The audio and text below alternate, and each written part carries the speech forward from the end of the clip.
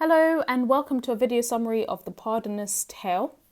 This is part of our Canterbury Tales video series where we look at each of the 24 stories written in the Canterbury Tales by Geoffrey Chaucer. And should you want to find our analysis and summaries of other stories in the Canterbury Tales, do make sure you check out our channel and you'll find it all there. So in this video, I'll summarise all you need to know about this story, and I'll also provide some analysis that you should be aware of when reading and writing about this tale. So let's get started. So the pardoner is somebody on this tale and on this journey even, whose job is to act on behalf of the church and the Pope, collecting money for pardons of different types of sins. We learn that he's very greedy and he takes more of his cut than he's allowed, and he's also very self-aware. In the prologue, the host praises the physician's tale but says the moral seems wrong. Instead, he says the gifts of nature and fortune are not always good, meaning that people don't always get what they deserve.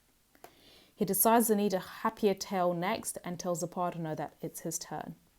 The pardoner tells the pilgrims that he always preaches about the evils of money and urges them to buy his relics so they may be forgiven.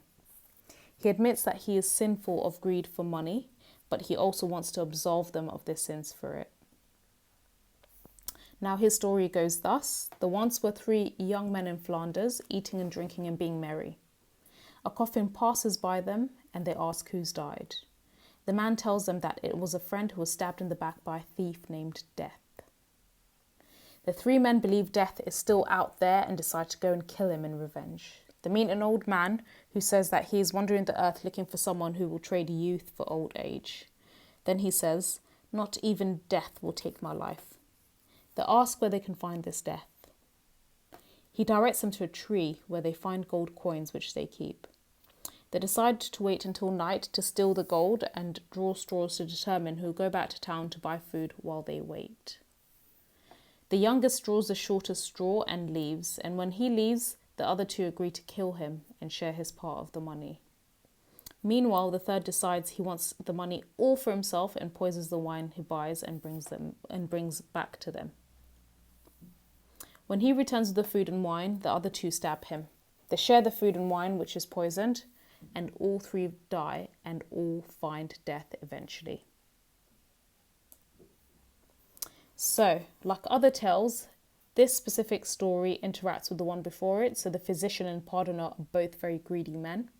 The physician tells a story that doesn't quite make moral sense, while the pardoner, his tale has a very clear moral, and it reflects just how self-aware each man is.